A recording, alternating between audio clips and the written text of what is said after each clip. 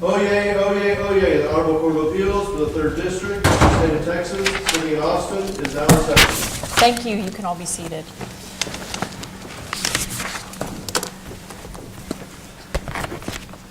Hello, my name is Shari Kelly, and along with my colleagues, Justice Rosa Theophanis and Justice Karen Crump, we welcome you to the Texas Third Court of Appeals. Today's proceedings are being broadcast live on our YouTube channel, and that recording will be available later on the YouTube channel, and an audio recording of today's argument will also be available on our webpage for the Third Court of Appeals. We'll hear argument this afternoon in case number 0321-00305 Hensley versus State Commission on Judicial Conduct. Counsel for each side, please state your appearance by giving us your name and your client's names. Jonathan Mitchell for the appellant, Diane Hensley. Your Honors, I'm Douglas Lang, I represent the Commission and named defendants in individual commissions. Counsel for appellant, you're reserving 5 minutes for rebuttal, correct? That's correct. Okay. And for both of you, please be aware that when the yellow light comes on, you have 2 minutes left, and when the red light comes on, your time is up. And note that our amplification system, we don't have an amplification system, so the mics are for recording, but they're not making anything louder, so just be careful to make sure that you speak loud enough so we'll be able to hear you, and if you can't hear one of our questions, please ask us to repeat the question. And with that, counsel for appellees, you have 20 minutes, and counsel for appellant, you have 5 minutes for rebuttal. Oh, I'm sorry, this is my first time presiding. I apologize, I flipped ahead of my script. So counsel for appellant, when you're ready, you can proceed with your argument. Thank you, Your Honors, and may it please the Court. The Supreme Court of Texas remanded this case after rejecting most of the Commission's immunity arguments, as well as its failure to exhaust defense. There are now 4 discrete issues remaining for this Court to address and resolve. The first is whether Judge Hensley's claims for declaratory and injunctive relief have become moot on account of the State Supreme Court's decision, as well as the Commission's decision to unilaterally withdraw the public warning that it had imposed on Judge Hensley in November of 2019.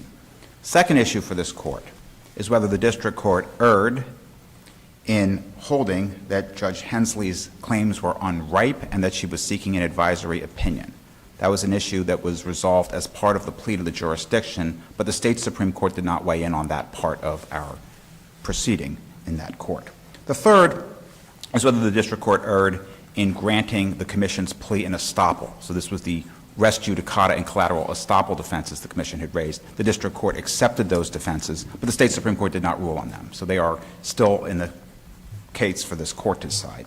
And the fourth and final issue is whether the District Court should have granted Judge Hensley's motion for summary judgment. That goes to the merits of the case. It's not like the other issues that are either jurisdictional or procedural. So I will go through those 4 issues with the Court's permission, and beginning, as I must, with mootness as it goes to the jurisdiction of this Court. Mr. Mitchell, let me skip ahead for a second. If we agree with you on issues 1 through 3, why would we reach the motion for summary judgment? The Court wouldn't be required to reach that issue, Justice Kelly, but we would respectfully ask the Court to reach it regardless for the sake of judicial economy.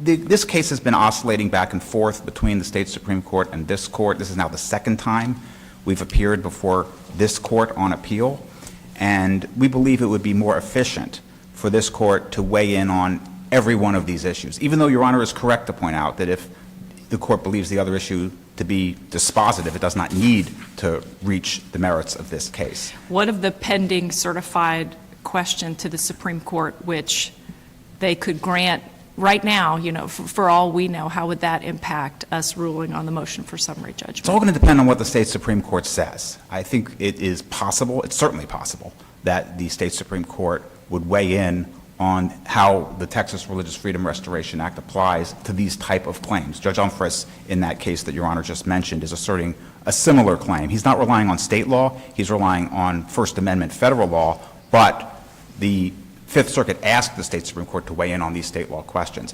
But I don't think it necessarily requires the state Supreme Court to rule on the Texas RFRA issue. We certainly hope they will, and for full disclosure, I'm representing Judge Umphris in that proceeding. So we will be asking the state Supreme Court to rule on the Texas RFRA questions, but it might find a way to dispose of the certified question without. So there's no guarantee that the state Supreme Court will rule on it. I don't think this court, I recommend the court not wait, although I do think it's possible and very likely the state Supreme Court may rule before this court does. But I don't believe it requires this court to postpone its analysis for the state Supreme Court, unless the court intends to reach the merits on summary judgment. You know, obviously, the state Supreme Court's not going to say anything about the res judicata or collateral estoppel issues, nor will it say anything about the other issues we've raised, apart from the merits of the Texas RFRA claim.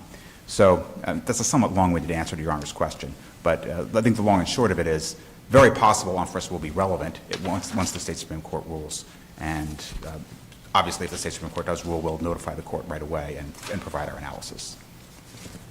So again, Justice Kelly, I'm going to get back to your earlier question about why rule on all four of them. And I was suggesting judicial economy. I also think the state Supreme Court is very likely to hear this case again, no matter how this court decides this. I think it's very likely the losing side, whether it's us or whether it's the commission, is going to seek further review in the state Supreme Court. And they will benefit, I think, from a thoughtful analysis of the issues from this court, however the court decides the case. It's always helpful to an appellate court to have a reasoned decision from the lower court to review when it's being asked to resolve those issues. And I think the last point that I would make, Justice Kelly, is that Judge Hensley has now been litigating this case for 5.5 years, and she's losing income to the tune of $10,000 per year because she still cannot resume performing marriages given the threats that the commission has been imposing over her current practices.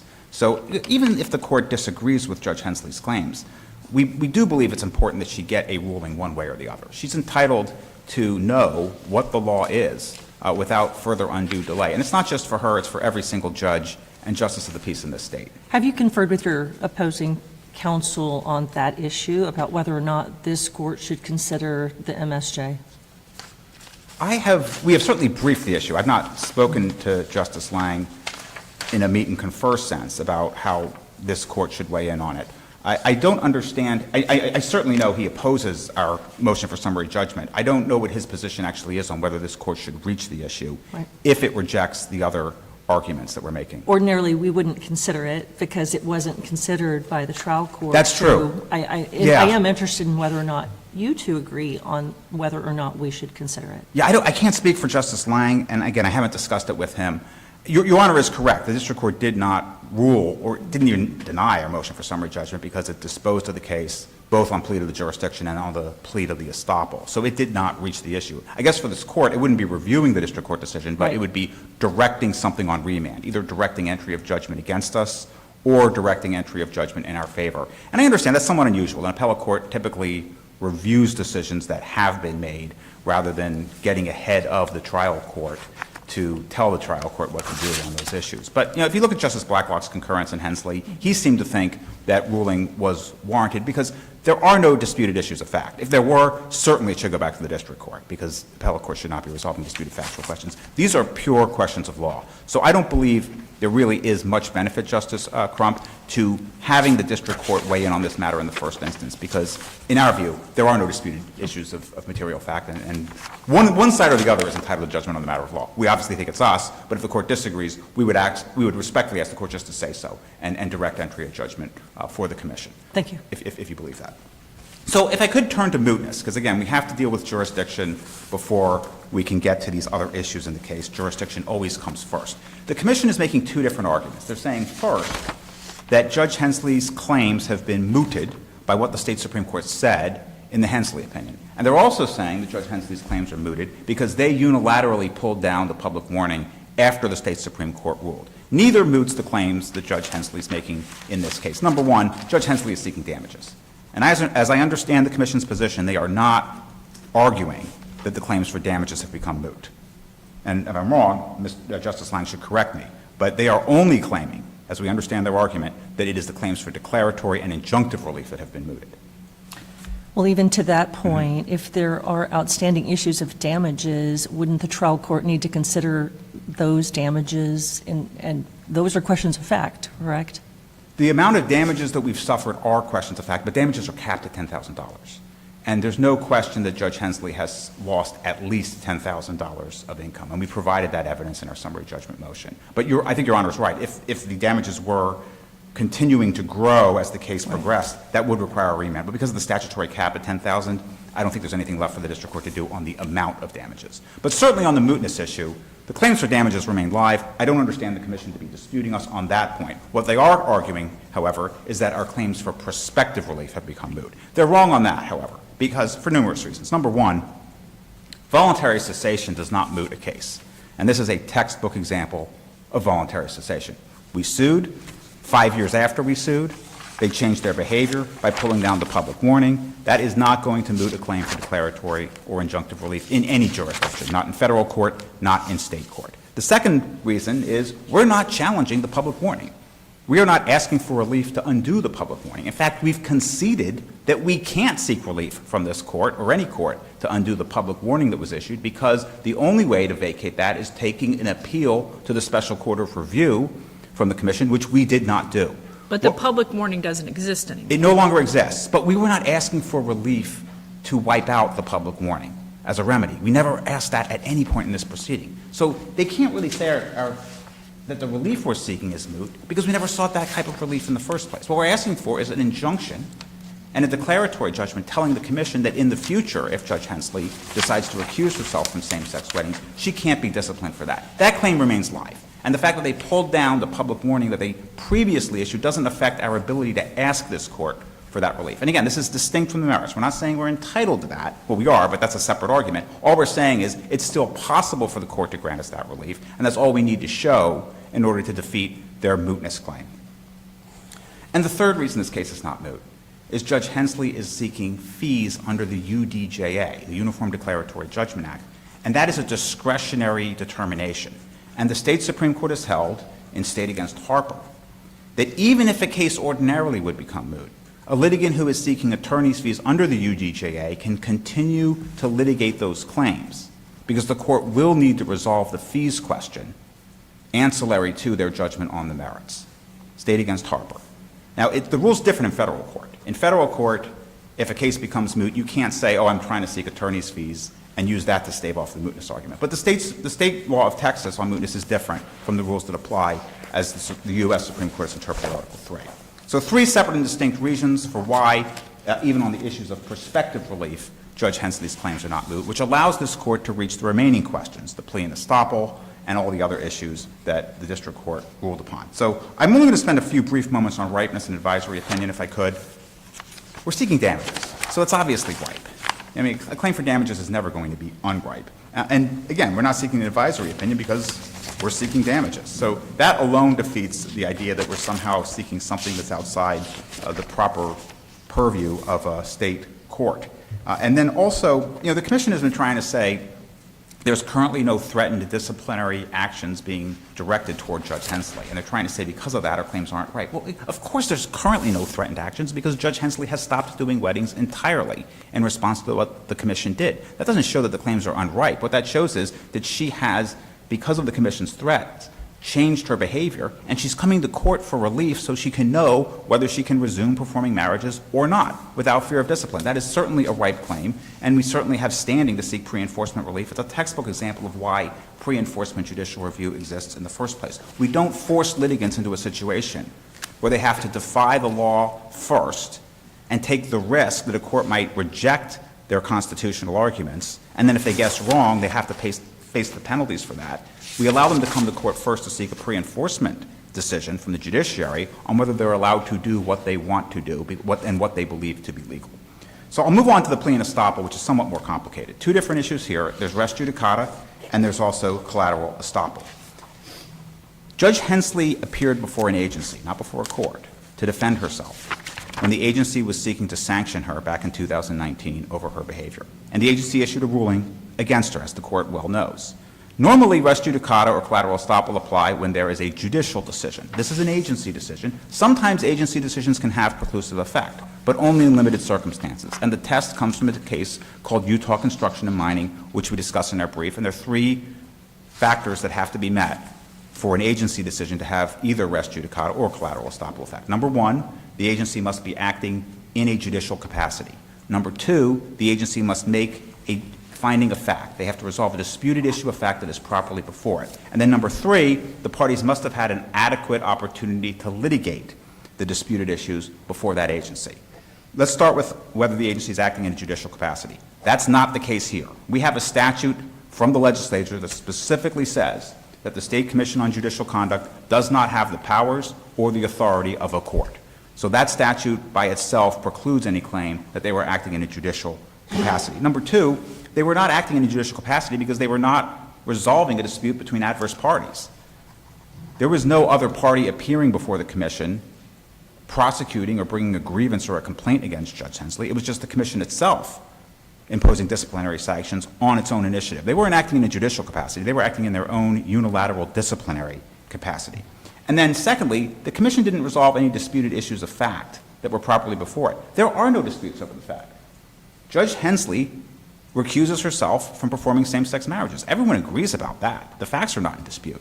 The law is in dispute. The question is she legally permitted to do that under the Texas Religious Freedom Restoration Act? The Commission disagrees with us on that point. We believe the answer is yes. They think the answer is no. But the Commission did not resolve a disputed question of fact, and even if it did, those questions have nothing to do with what we are arguing in this court. We're seeking a ruling on a pure question of law.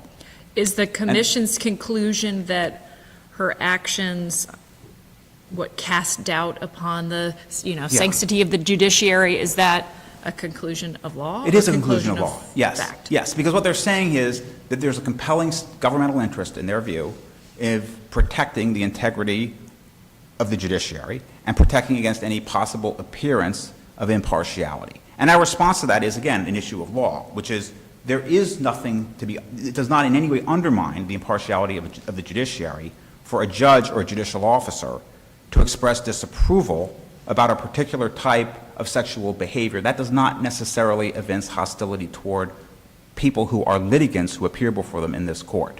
There's a very important distinction to be drawn between bias and animus toward a person and criticism or disapproval of a certain type of behavior. Almost all judges who are running for office are going to say, may I finish the sentence? I see my red light is on. Yes.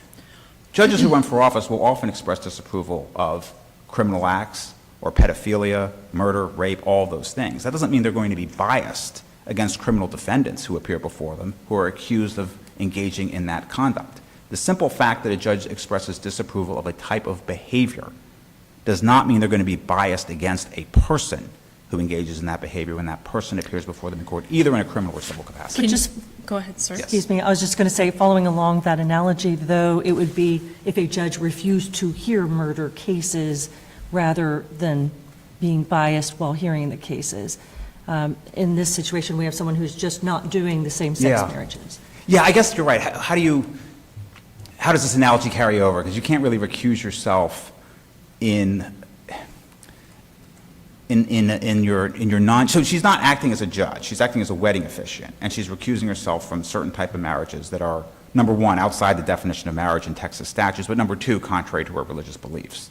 So how can you really analogize that to a judge who may, perhaps on the campaign trail, say, I'm opposed to murder, I'm opposed to rape, I'm opposed to pedophilia, or whatever other acts the judge may express disapproval of. But I'm sorry. But all those things are also illegal. They are illegal, that's correct. That's correct. But same-sex marriage under the law of Texas, again, the statutes, is illegal. Because Well, Texas has not, Are you making the argument here that all same-sex marriages in Texas are illegal because they violate state statutes? I think Judge Hensley would have a much harder case if the Texas legislature specifically defined marriage to include marriage between people of the same sex. I'm not saying it would be impossible. But Judge Hensley is acting in a manner consistent with Texas statutes. Now, I understand Obergefell comes in and says the statutes are unconstitutional. That's the ruling of the Supreme Court of the United States. But that cannot change the definition of marriage in Texas law. What Obergefell holds is that if a state Well, official... we don't have to retread Obergefell. Understood. I think we're good there. I'm not fighting a rearguard action. I'm not fighting a rearguard action against Obergefell. I'm just trying to say the scope of that holding does not redefine marriage under Texas law. And if a state has changed its statutes, this is an important distinction, because interracial marriage, I think, would present a very different question. Because, number one, Texas does not ban interracial marriage in its statutes, but more importantly, Texas's anti-discrimination provision. I think we're getting way far afield of this last issue from your analysis. It goes to compelling interest. Your Honor. That's what I just wanted to say. Texas has specifically banned wedding officiants from discriminating based on the race of the couple. And that shows the compelling interest to distinguish that from this situation here. I have a question that you didn't quite get to, but in terms of trying to understand what our task will be here at the third court, can you direct the court to where the ultra vires claims were when they were at the district court? And the second amended petition, I don't see any specific allegations about what the commissioners did. We did mention an ultra-virus claim in our second amended petition. And unfortunately, I don't have the pin site in front of me. I can get that on the bottle. I mean, But- I did, because I was curious about it, and Well, and he also may have a few moments before rebuttal to be able Okay. to pull that up. And I'm sorry, I know I'm past my time. Is it okay if I answer this, Your Honor? Different Your courts Honor. have different rules on this. Yeah, I mean, if you want to, if you look to paragraph 74 of the second amended petition, that's where she sets forth her ultra-virus claims, and she directs the court to paragraph 67 through 73. And I just don't see in those paragraphs, at the time that they were before Judge Schleifer, the trial judge, where there are any specific allegations about what the commissioners did or how they acted outside of their ministerial duties. And so I'm just trying to understand what we are being asked to do here with respect to the ultra-virus claim. Well, our claim, Your Honor, is that the commission and the commissioners are violating Texas RFRA and thereby acting beyond their statutory authority. So we mention ultra-virus because we're suing the commissioners, and that's the only way we can get around immunity when you name an official as a defendant in one of these situations. Right. And we're seeking only prospective relief on ultra-virus. Can't seek damages. That's only available under Texas RFRA. So it's a hook to provide the claim for declaratory and injunctive release against the individual officer. So the ultra-virus... Well, I understand why you made it, but where is the substance of those actual claims? Oh, it's all through our petition, where we say they violated Texas RFRA, where we say they violated the state constitution. Those are the violations of state law that make the actions ultra-virus. Really the threat. It's the threat of discipline that's ultra-virus, because you're seeking to enjoin future actions. We can't use ultra-virus to go back against what happened in the past. So we specify ultra-virus as a basis for our cause of action, but the rationale for our ultra-virus claim is all throughout this petition. Every time we say they're violating state law, that's an accusation that the commissioners are violating Texas RFRA and thereby acting ultra-virus by the threats of future discipline they're imposing on Judge Hensler. But is there any precedents that would allow us to consider prospective actions of individual commissioners to actually substantiate an ultra-virus claim? My understanding is that that is what an ultra-virus claim is. It's trying to enjoin future unlawful acts, because sovereign immunity prevents you from seeking retrospective relief against the commission or against the officers who are members of the commission. All we can do is seek prospective, forward-looking relief to enjoin a future or anticipated violation of state law or state statutes.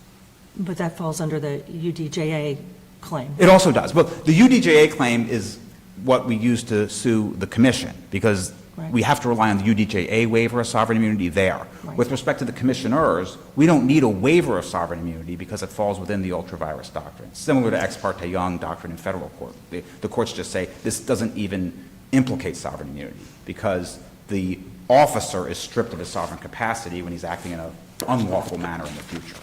So that's what we're trying to do. And I'm sorry if that wasn't completely spelled out in the petition, but every time we talk in the petition about violations of state law, we're describing the ultra-virus claim that we're bringing against the commissioners, as well as the UDJA claim that we're bringing against the commission itself. Thank you. Thank you, Your Honors. and Mr. Lang will certainly give you some additional time if you need it. Thank you, Your Honor, I appreciate that.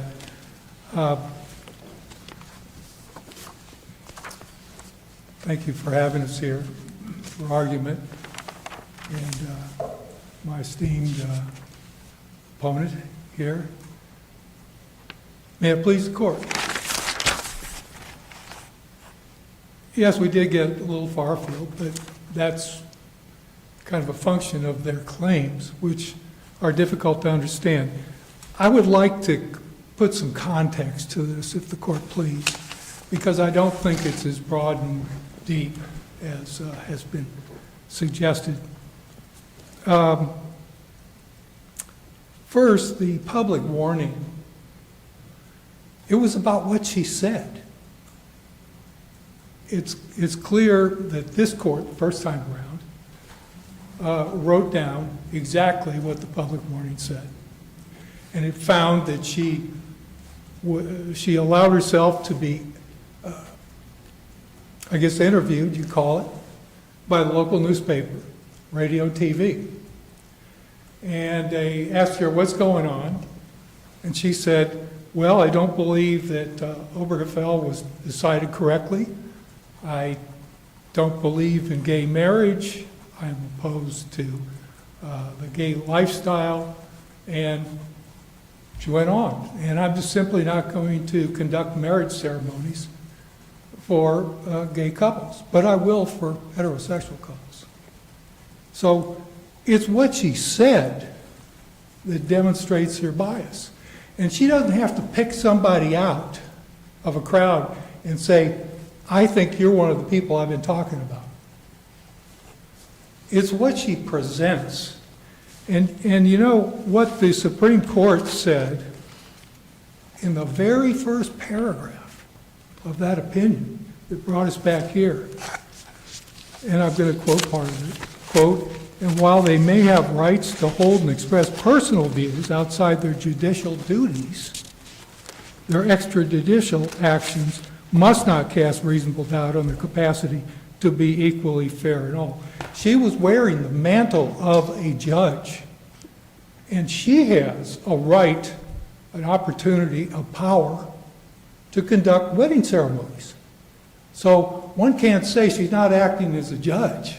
I mean, if she were acting as someone ordained in her church, it might be a different story, but she's not. This was a judge speaking out, and that is what started this whole thing. So it was her voluntary statements that really brought the attention of this matter up. So, Mr. And Lang, excuse me, go ahead. Mr. Lang, now that the commission has withdrawn its public reprimand, what of Mr. Mitchell's argument that this isn't moot because the commission could always come after her in another time? And Chief Justice Hecht, in his opinion, noted, bless you, that the makeup of the Judicial Conduct Commission, is different than it was before. It stands today, it's different than it was even when he wrote that opinion. So who's to say what the Judicial Conduct Commission will do in the future with this conduct? And therefore, that makes this not moot. Well, first of all, this commission that presented the public statement said very clearly, there's nobody left that was here in 2019 when this public warning was decided. Nobody. We've reviewed everything. It's quite clear. We know what the Supreme Court said, that it's going to go back for the T-RFRA claim, at least. So we've reviewed everything, and we just said, let's stop this. We are going to say it's over with. This public warning is no longer in effect. We're taking it off the website. And for the appellant to say, we never tried to disturb that public warning, is just kind of double talk. As Justice Lehrman said in her dissent, what's the difference here? They clearly are trying to disturb that. That's the whole basis for their lawsuit. The T-RFRA. Substantial burden was the public warning. They can't get away from that. Now, they asked the commission to rule on their T-RFRA defense. That wasn't plucked out of the air somewhere. They came up with several defenses. They raised them. The commission deliberated and said, this is what we're going to do. We're going to give you a public warning for what you said, not because you won't marry particular people. It's what you presented to the public to demonstrate your bias. And as the Supreme Court said, gosh, you can't get away with that. You just simply can't do that. You know, in the Minnesota versus White case, it's very interesting how that court dealt with this issue. And they said at page 889, I'll just quote a little bit. I know how it is. You've read so much getting ready. But they said at page 889, courts in our systems elaborate principles of law in the course of resolving disputes. The power and prerogative to perform this function rests in the end upon the respect accorded to its judgment. The citizen's respect for judgment depends in turn upon the issuing court's absolute probity. Judicial integrity is in consequence a state interest of the highest order. That's what the Supreme Court said we were to do. The Supreme Court made the rules. The Supreme Court said you will hear issues about discipline of judges. They did, and the issues were raised, and T. Riffer was one. So they decided, it wasn't our decision at the commission, they decided they would forego the route that the Supreme Court set up for them to appeal a decision. And that is, give notice to the Chief Justice that you want to go to a special court of review for a de novo trial. But hasn't the Supreme Court already rejected that path, right? I mean, our court issued an opinion right in line with you. The exhaustion of remedies has been rejected. You know, excuse me, I apologize for getting extra, kind of excited about that. But what I wanted to point out is that's where we've gone. And to say that there was no decision that is in effect, and thereby not having a estoppel effect or res judicata effect, simply disregards the system that was set up.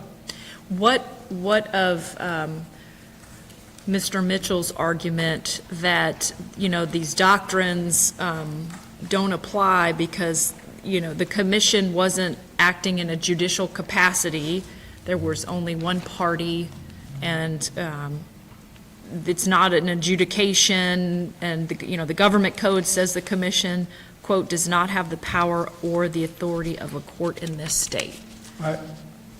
With respect to my learned friend, I think he's wrong about that. There is some case law that says it's not a court. It doesn't adjudicate in that manner. But what does it do? It adjudicates the defenses that are raised by any given judge. And that's precisely what was done. And then they hopped over that course that the Supreme Court said they could and went to this court. Now, the withdrawal of that opinion is something, that decision is something I want to talk about for a minute, if I may, about the mootness. The case law is significant in this state about mootness. And the exception that the appellant would raise is this voluntary cessation issue. Well, this court has ruled on a situation like that. The 14th Court has ruled twice on a situation like that. And the 5th Court of Appeals in Dallas has also ruled on that. In the State versus City of Austin, as you may recall, I'll quickly go through this because I know you've read it, but I think it's important to emphasize it. The City of Austin had an order that you're going to close down during COVID over the New Year's holiday. You're going to close down bars and restaurants. The state came in and said, you can't do that. Well, after New Year's came and went, the city said, this is moot. And the state said, they could do it again. But this court said, no, you have to show a reasonable prospect that they're going to do it again. And there's no reason to think that that is the case. Secondly, you've got, and they said the resolution depends on the occurrence of contingent future events that may not occur as anticipated or may not occur at all. Texas Funding versus Harris County, 14th Court decision. It was a situation where the county judge for Harris County said during COVID, we're not going to have foreclosure sales this next month. And as you know, there's a statutory date when foreclosure sales to take place. So Texas Funding comes in and says, stop that. You can't keep us from foreclosing. That day came and went. Texas Funding says, I want this court to please decide they can't do this again. The 14th Court made it very clear whether or when is a whole different issue. And it's speculative. Same kind of thinking as this court. Then there's Robinson versus Alief, ISD. In that case, Mr. Robinson was a former employee of the Independent School District, and he said, I want, in my lawsuit, I want the ISD to expunge certain things from my personnel record about my past conduct. Well, they argued for a while, and the ISD said, we'll do it. We'll expunge it. He said, that's not enough. I want a prospective injunction and mandatory order of this court that says they can't go back in and revive that language in there. And that court said, there is no present or continuing present injury or reasonable expectation, that's key in these cases, that AISD will reinstate the expunged documents. Robinson's request is merely conjectural and hypothetical. And indeed, that court finished by saying, Texas courts are not vested with the authority to render advisory opinions. And then there's the Turlock versus City of Duncanville case from the Fifth Court, 2009. In that case, Mr. Turlock was actually tried on a public obscenity matter. I won't go into it, it's not worth it. But he was tried. He was going to be tried. So he tried to stop that by saying the ordinance was unconstitutional, violated his rights of free speech. The city said, tell you what I'll do. I'm going to amend that ordinance. And they did. And it was a little different, and it remedied some of the issues that Mr. Turlock raised. He said, once again, I want an injunction. I don't want him going back and reinstating this ordinance. That's not right. And the court said, there's this prospective relief is mere speculation. We don't know what's going to happen. We don't know what it's going to look like, even if they were to do this. And the court said this, there is ample time to obtain judicial review should the new prosecution occur under this old statute. So what they're saying is, don't deal with this now because it's all speculation. But what of her claims for damages, these other things that are not resolved by the commission's withdrawing of the order? Her TRIFRA claim for $10,000? What, as we're all aware, the Supreme Court said, that's going back. TRIFRA claim is there. She's got the burden to show substantial burden. This public warning, which they say they weren't attacking, substantial burden on her religious beliefs. Well, there's a cap of $10,000, as we know, but she's got that burden. There are fact issues there. There's also the defense by the state to show that this was there was substantial reason to do this, and there was really no other way to get about it. This 4A was what The Supreme Court told the commission to enforce. So they have to make that decision. Mr. Lang, if I could for a moment here, if we don't agree with you on the mootness or the unripeness or on the plea and estoppel, what's your position on the motion for summary judgment? Is that something that you believe we should decide, or is that something that you believe that should be decided by the district court, since it did not make, it never reached that point in the, the decision tree? Well, interestingly, there was argument. I wasn't there because I didn't handle the trial part, but there's a reporter's record that was part of the argument made as well as the other things. But the commission objected to what the appellant submitted as their evidence. She said it's a substantial burden. That's all she said. There were no facts to support it. That was it. We objected on the conclusory nature of that. No evidence. Also, the $10,000. I've lost $10,000. Did she rule on any of the objections? No, Your Honor. Okay. No, those are outstanding at this point.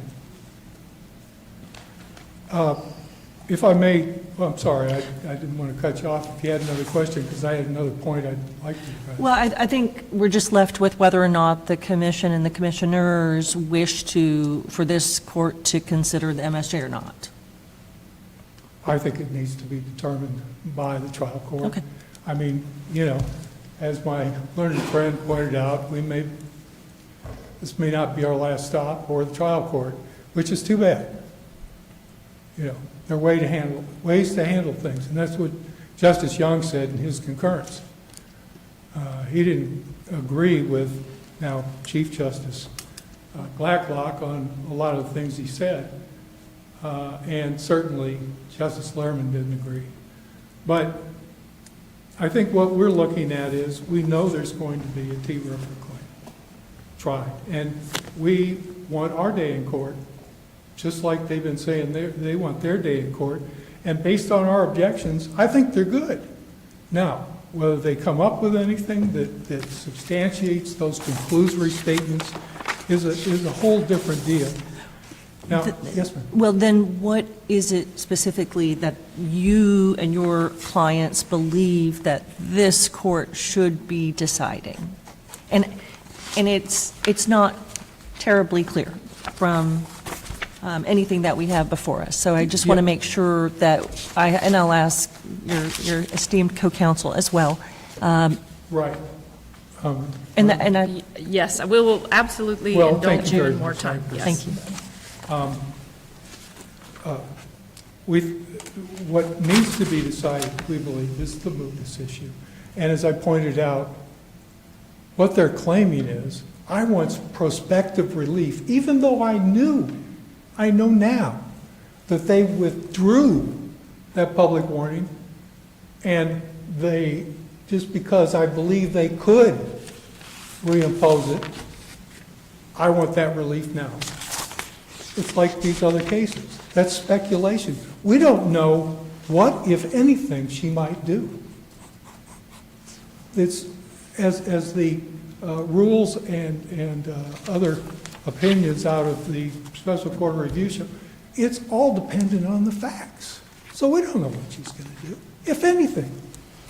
And so that is moot. And she also asked for a very broad, all-encompassing declaratory judgment and prospective injunction as to all Texas judges. Seemingly, if any of them are doing what she did, we want the commission barred from investigating them or bringing any action against them. Not only is that speculative, she has no standing. Standing is clearly, you have to show an individual, personal injury to get that kind of all-encompassing injunctive relief. It just isn't in the cards for this case or any case, because our Supreme Court and other courts have opined on that again. They are not there, those other people. They're free to do whatever they want, but we can't prejudge them. And we can't be asked to prejudge them because the commission, under Article 5, Section 1A, G, and all the subsections, the job is to investigate and proceed, if appropriate, to discipline judges. And we are told by the Supreme Court of Texas what the rules are, and the rules are the canons. So we're to apply that law, Canon 4A, which is clear in its language, and the Supreme Court even spoke to that on the way back here. So we would request this court to determine that prospective relief for anybody, they don't have a class action, they said that, to be, there's no jurisdiction for it, they can't do it. Secondly, for her, the question is moot. And it's speculative. So we're asking for those two things essentially, and also to go back and look at all the other things that she raised. This court said, in the first opinion, there were 3 requests for declaratory judgment injunctive relief that were asserted, were dismissed by the trial court, but they weren't raised here. And I won't read those to you, but it's in that opinion, 1, 2, 3. And the Supreme Court, at footnote 70, I believe, said, yep, I agree with the Court of Appeals, they're gone. Then the Supreme Court said, well, as to the freedom of speech claim that the action of the commission violated freedom of speech, they're insulated from that, they're immune. But because there was an ultra-virus claim asserted against the commissioners, none of whom were still on the commission, then they have their day in court to try to prove that there was an abuse of their discretion. And the court, of course, did articulate, it's not absolute discretion, it's limited, but that's a matter of proof. That's a matter for Judge Seufer to decide, just like the substantial burden, the $10,000 damage, and the affirmative defense of the commission. So I hope I've answered your question, Your Honor, but I didn't. Okay. I know we're all limited, and sometimes we get excited and want to talk and talk, but it probably is sufficient at this time, and I appreciate your having us here and listening, and whatever other points that I may not have touched on specifically that's in our briefing, I would rely on the briefs. Thank you. Thank you. Any other, do you have any other questions? No. Okay. All right. Mr. Mitchell? Thank you, Your Honors. Let me begin, if I can, with mootness. There doesn't appear to be any disagreement that Judge Hensley's claims for damages remain live. That doesn't mean she should necessarily win on the merits of those claims, but they're not moot.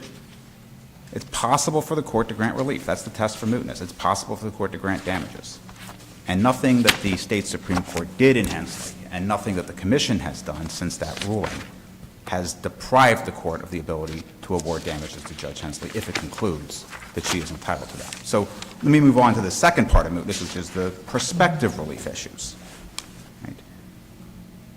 The commission still refuses to disclaim the possibility of future discipline against Judge Hensley or any other judicial officer who recuses themselves from same-sex marriage, even while they are revoking the public warning that they have previously issued. But is in the commission in the business of making public statements about who they might and might not discipline and for those actions? I mean, do they put on their website, we will not be seeking, we will not be seeking disciplinary actions against, for these types of actions? and put that out into the universe? Or They're not in the business of doing that, Your Honor, and they normally would not be doing that type of thing. But because they previously have disciplined a judge for this type of behavior, she cannot possibly have the assurance needed to resume the performance of weddings until she has either a ruling from a court about whether this is legal or some form of commitment from the commission that And they in- won't. In your view, what vehicle or what method would that commitment have to take to satisfy, to make the controversy moot? I don't think there's anything, actually. Okay. I'm not saying that to be difficult, Your Honor. It's because it would still be an act of voluntary cessation, and that would still not be sufficient to moot the case. But may I answer a somewhat different question that I think will get to what Your Honor is asking at? Let's suppose Judge Hensley had never sued. What would the commission need to do to prevent her from having standing if she were to sue and seek relief? It would have to be some type of ironclad, resolute statement from the commission that said, even though we've done this in the past, we're not doing this again. Now, I understand the commission's membership could change in the future, which might raise a question of whether she would have a legitimate fear of discipline. But on the question of standing to bring a new lawsuit, I think a statement to that effect would foreclose a judiciable case or controversy. The problem here is Judge Hensley sued at a time when they were disciplining judges for this behavior. What- And, yeah. What of the standing argument that while maybe she could sit in the shoes, you know, and ask for an injunction to prevent her from being disciplined, what gives her the ability to be able to request for that sort of relief for other judges all across the She state? shouldn't have that ability unless she's seeking a certified class, which we're not doing. So the only relief she should get from from a state district judge would be an injunction limited to her. Now, if an appellate court rules in her favor, Your Honor, that would have statewide effect because of stare decisis, not because the judiciary would be issuing a universal remedy or something akin to a nationwide injunction, which is very much a hotly contested issue these days. But we agree with the general premise. Litigants can seek relief to protect themselves. If they want to seek relief to protect others, they need to have either a certified class or some other form of representative standing, which we don't have here. But that doesn't really go to mootness. I know Justice Lang mentions this. I don't see how that affects the mootness inquiry. Right? Well, going then directly to this, that's your ultra-virus claim Yes. again, and your petition, which I think we all have a copy of.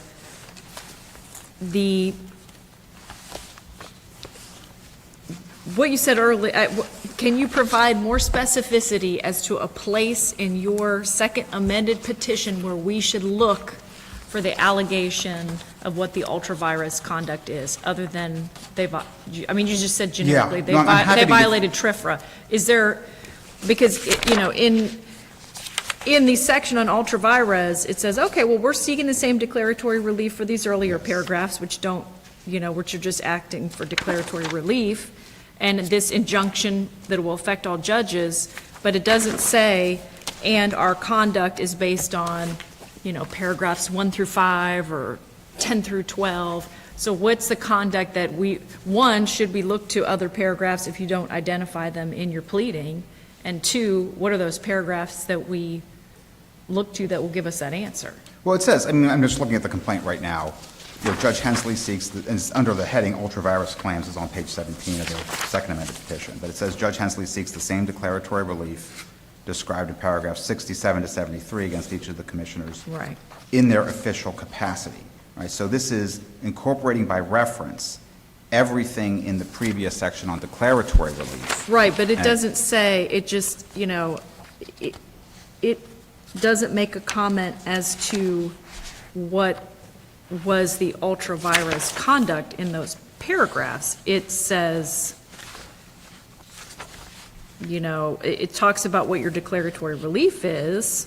Right, because, And, yeah. I mean, there's some statements about, well, you know, the commission's interpretation calls into question whether a judge may openly affiliate, but it doesn't say the commissioners, also, let me make sure I've got the commissioners acted ultra vires by allowing the Yeah. commission to make this statement, or, so how much do we have to interpret to get there is my question. I don't think it's a big interpretive leap. And you're right, Your Honor, it is worded differently in the declaratory, and may I continue? I see my red light. Yes. It is worded differently in the declaratory judgment section, because a declaratory judgment needs to be phrased in terms of the rights and legal relations of the litigant who's seeking declaratory relief. So a declaratory judgment should say, Judge Hensley has the following rights, and then list them, right? The right to, and what we ask for is the right to officiate at weddings without having to perform same-sex weddings if it conflicts with their religious beliefs. When it comes to ultra-virus, you're looking to an unlawful act of an individual state official that might occur in the future, either because they're currently doing it or because it's threatened or because it's likely to occur. So when Judge Hensley is saying, I have a right to do this in the declaratory judgment section, the Ultra-Virus Act is the commission is disciplining her or threatening to discipline her for those very acts that she has the right to do. I don't see that as a big interpretive leap. And if we haven't pleaded this correctly, the rules of pleading are very generous. Notice pleading is the rule in state court, just as it is in federal court. General allegations are assumed to include the specific facts needed to get there. And the commission has never suggested until today, this is the first time that I've heard this complaint, that our complaint was somehow insufficient to put them on notice of what our ultra-virus claims were. And at this point, they've waived this, because they have not sought to dismiss our complaint on that ground. Maybe they intend to do that if we get back to the district court, because they filed a plea to the jurisdiction that was granted. I don't know if that's their intention, but I don't think it's appropriate for this court to weigh in on that issue of pleading when, again, it was never raised in the district court, certainly hasn't been ruled on in the district court. And if they do want to make this claim, they can do it on remand. I'm just asking for, in looking at your issues, to help identify exactly what the ultra-virus claims are. So the ultra-virus claims are that the commission is threatening Judge Hensley with future discipline if she performs marriages. Or could threaten her with future discipline, since they haven't, at this stage in the At proceedings. this stage, maybe that is the right way to phrase it, but at the time we wrote this complaint, she was under threat. And yes, they did pull the public warning down, but that's not good enough to moot the case, because and for all the reasons we said, it's voluntary cessation, and we still have the issue of attorney's fees under the UDJA, which, that per se cannot moot a claim, simply because of the fact we're seeking a fee shifting under the UDJA. So, too many obstacles here for the Commission's mootness argument. Many separate, independent reasons for why the argument fails, and Justice Lang discussed some of them, but he did not come close to overcoming all of them in his remarks today. I'm happy to answer any other questions the Court may have. Do you have any questions? I don't have any remaining questions. Thank you very much. Great, thank you, Your Honors. Thank you. Thank you. Thank you, counsel. This case is submitted, and you're excused.